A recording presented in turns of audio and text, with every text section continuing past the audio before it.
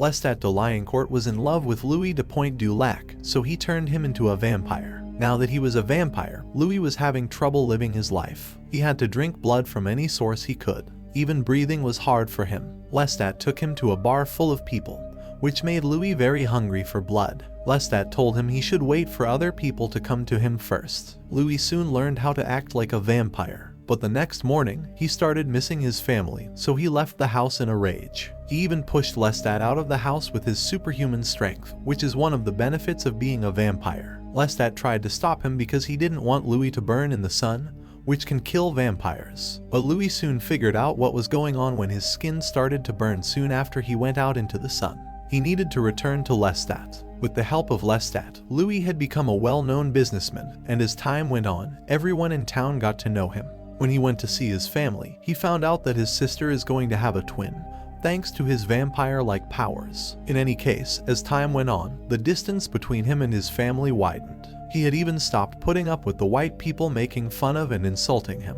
When someone made fun of him because of the color of his skin, he would drink their blood. But Lestat did not agree with this. He knew that no one would notice if they killed random people and drank their blood. But Louis began to kill important people, which may eventually make their secret identity known to the human world. Later, Louis bought the Fair Play Saloon and turned it into a huge place where everyone, including the people of color, could go to have fun. Louis became a very important person in society, but he never stopped wanting to kill people. He knew this when he was holding his niece and had to fight the urge to drink her blood. But instead of hurting her, he stopped killing people and drinking their blood. To stay alive, he started drinking animal blood. Lestat also cared about how Louis felt, so he wouldn't kill a person in front of him. As time went on, Louis began to think that Lestat was controlling him in a funny way. Louis had an idea soon after. He thought that the gift they had should be used to do something big. He told Lestat that they should kill and drink the blood of bad people. Lestat asked him how he could tell the difference between people who were good and those who were bad.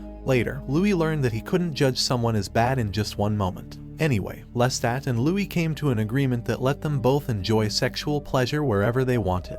But when Louis went into a forest with an old friend named Jonah, Lestat followed them. Lestat was too possessive of Louis, but Louis didn't feel the same way. Soon, the government took over all of the brothels where prostitutes worked. This hurt Louis's business a lot. He was patient at first, but soon Louis started to ask questions of the people in charge. When he was ignored more than once, he went to talk to a politician who used to take advantage of Louis. There, he killed Alderman Fenwick and put his dead body in front of the people of Storyville. This led to a civil war, and Louis could only blame himself for putting his own people's lives at risk. Alderman Fenwick was a racist hypocrite who had taken advantage of Louis when they did business together. Since Louis turned him down, Alderman decided to stop Louis's business from doing well. He was a person who could vote yes or no on any petition.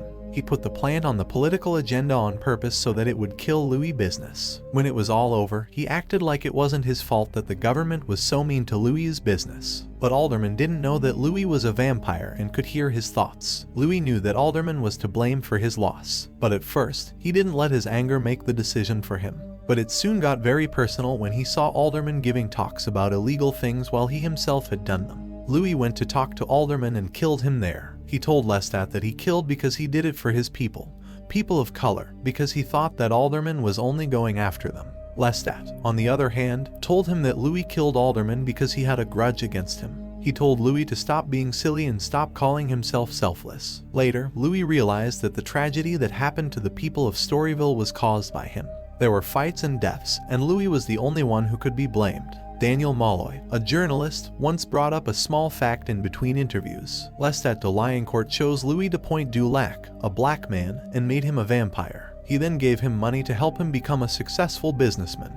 But society didn't notice that the man had done well. They only looked at his class and skin tone. Daniel dropped a hint that made me wonder if Lestat's plan all along was to make Louis a vampire, especially because of his skin tone. In the next episodes, we'll find out more about this. Thank you for joining us on this journey, and I hope you enjoyed interview with the vampire story.